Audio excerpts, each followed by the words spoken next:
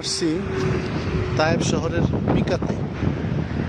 আমরা ইনশাল্লাহ আর একটা উমরা করব, যার জন্য মিকাতে আসছি।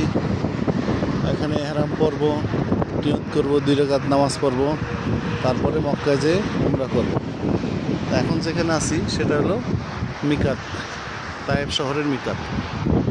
মিকাত বলা হয় যেখানে উমরার জন্য নিয়ত করা হয়, সেই স্থানকে মিকাত বলে।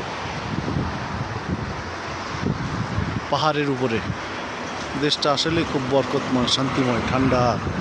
দেখা যাচ্ছে প্রচণ্ড রোদ, কিন্তু অনেক ঠান্ডা বাতাস।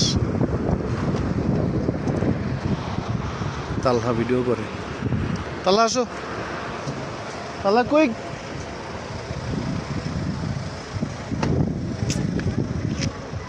ওই যে আমাদের মুআল্লিম সব হাজিদেরকে ব্রিফিং দিতেছে, কোন বিষয়ে ব্রিফিং দেয়।